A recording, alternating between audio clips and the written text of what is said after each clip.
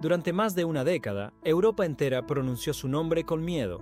Napoleón Bonaparte no era un simple general. Era un símbolo de poder, velocidad y ambición sin límites. En el campo de batalla, parecía jugar ajedrez mientras sus enemigos apenas entendían las reglas. En 1804, se coronó a sí mismo como emperador, y a partir de ahí, nada lo detuvo. Austria cayó. Prusia cayó. Rusia retrocedió. Era carismático, inteligente, implacable. Un hombre que había transformado la guerra en una ciencia. Y cuando todo el continente parecía inclinarse ante él, muchos pensaron que nunca perdería. Pero entonces, apareció un enemigo diferente, silencioso, astuto y, sobre todo, decidido a terminar con el mito. Esta es la historia del único hombre que logró detener a Napoleón. Napoleón nació lejos del poder, en una isla llamada Córcega, poco después de que Francia la anexara. Era hijo de una familia noble, pero sin fortuna, y desde muy joven entendió que la única forma de subir era destacando. A los 9 años ya estaba en una academia militar. A los 16 se graduaba como oficial de artillería. Y no pasó mucho tiempo antes de que el caos de la Revolución Francesa le abriera paso. Mientras Francia ardía por dentro, él se mostraba como un estratega frío, rápido y decidido. En Toulon liberó la ciudad de los británicos. Y en París aplastó una revuelta con una frase que lo definiría: una descarga de metralla y asunto resuelto. Su ascenso fue meteórico.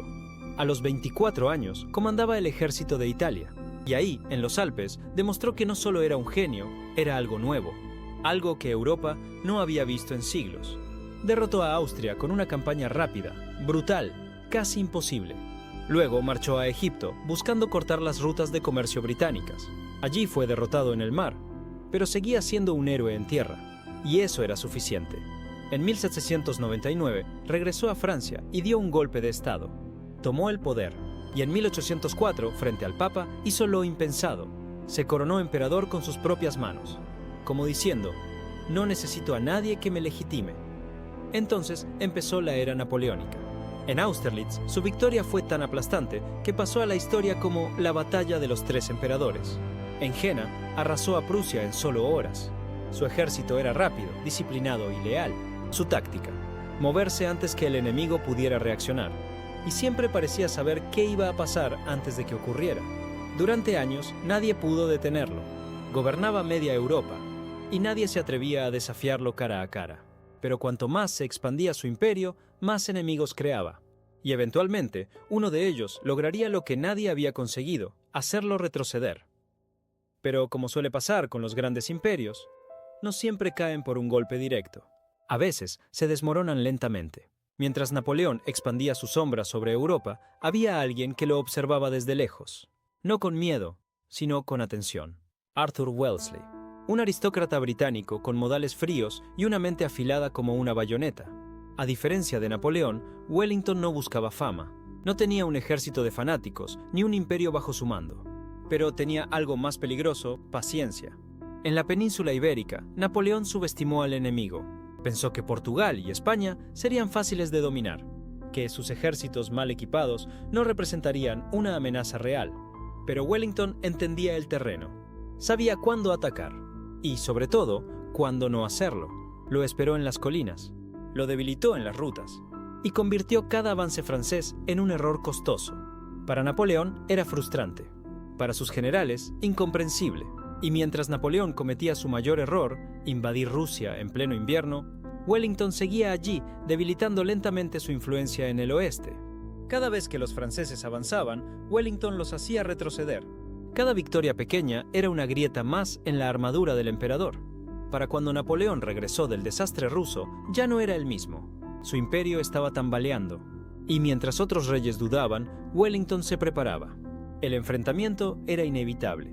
Uno era el estratega más temido del mundo, el otro, su opuesto perfecto, y pronto se verían cara a cara. El 18 de junio de 1815, 2 mundos colisionaron. De un lado, Napoleón Bonaparte, regresado del exilio, aclamado por sus seguidores, decidido a recuperar su imperio en una última campaña relámpago. Del otro lado, Arthur Wellesley, ahora duque de Wellington, esperando con precisión británica, en el lugar exacto, a la hora exacta. La batalla de Waterloo no fue solo una guerra de ejércitos, fue una guerra de voluntades. Napoleón planeó dividir a sus enemigos y vencerlos por separado, eliminar a los británicos antes de que los prusianos pudieran intervenir. Pero el cielo no cooperó. La lluvia había convertido el terreno en un pantano. Su artillería, su arma favorita, quedó atrapada en el barro. Aún así, atacó. Sus tropas avanzaron con fuerza, como siempre, pero cada carga era recibida con una disciplina fría. Wellington no se movía, no contraatacaba, solo aguantaba. Cada avance francés se estrellaba contra formaciones defensivas perfectas, cuadros de infantería británica que resistían sin romperse. Las horas pasaban, y con cada minuto Napoleón perdía algo más valioso que soldados: tiempo. Porque, desde el este, otro enemigo se acercaba.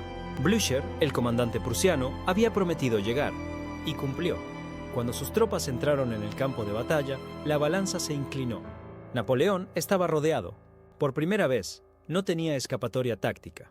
Entonces, envió a su última carta, la Guardia Imperial, su tropa más leal, invencible hasta ese momento. Pero incluso ellos fueron rechazados. Cuando la Guardia Imperial retrocedió, algo cambió. El mito se rompió. El ejército francés entró en pánico. Al anochecer, Napoleón ya sabía la verdad. No solo había perdido una batalla, había perdido el futuro. Huyó del campo con un puñado de hombres, y días después se rindió. El emperador que había puesto a Europa de rodillas cayó en un solo día, frente a un hombre que no tenía imperio ni ambición desmedida. Solo una misión: detenerlo. Cuando la batalla terminó, no hubo discursos, no hubo gloria. Solo cuerpos en el barro, humo en el aire y un silencio que parecía eterno. Napoleón huyó con lo poco que le quedaba. Ya no era el hombre que dominaba Europa. Ya no era el símbolo de una era. Era solo un fugitivo con pasado de emperador. Volvió a París, pero no por mucho tiempo. Allí comprendió que ya nadie lo seguiría. Abdicó por segunda vez. Y esta vez los británicos no arriesgaron nada. Lo capturaron y lo enviaron al exilio. No a Elba, tan cerca de Europa, sino a una isla perdida en medio del Atlántico, Santa Elena. Aislado, enfermo, rodeado solo por sus recuerdos y por enemigos disfrazados de guardianes. Napoleón pasó sus últimos años escribiendo sus memorias, intentando rehacer su imagen desde la distancia. Hablaba de gloria, de destino, de honor, pero en el fondo sabía que había sido derrotado, no solo por los ejércitos, sino por el tiempo. Mientras tanto, Europa intentaba recomponerse. El Congreso de Viena restauró reyes y fronteras. Las viejas casas reales volvieron al poder. Y se juró que nunca más se permitiría que un solo hombre desafiara el orden del continente. Pero el eco de Napoleón no desapareció. Sus reformas, su código civil, su impacto en la guerra moderna, todo sobrevivió a su caída. Y la batalla de Waterloo quedó marcada para siempre. No como una simple derrota militar, sino como el final de una era. El fin del hombre que hizo temblar a Europa. Napoleón creyó que era imparable, y durante años lo fue. Pero su peor enemigo no fue una bala ni una traición. Fue alguien que supo esperar, que entendió que no siempre se gana avanzando, a veces se gana resistiendo. Arthur Wellesley nunca buscó la gloria. No necesitó discursos ni monumentos. Solo una estrategia y el momento exacto para cambiarlo todo. Porque incluso los más grandes, tarde o temprano, se enfrentan a alguien que no se deja impresionar. ¿Y tú? ¿Crees que Napoleón merecía ese final? ¿O fue simplemente víctima de su ambición? Déjanos tu opinión en los comentarios. Y si te gustan las historias donde el pasado cobra vida, suscríbete, que esto recién comienza. Historia en apuros.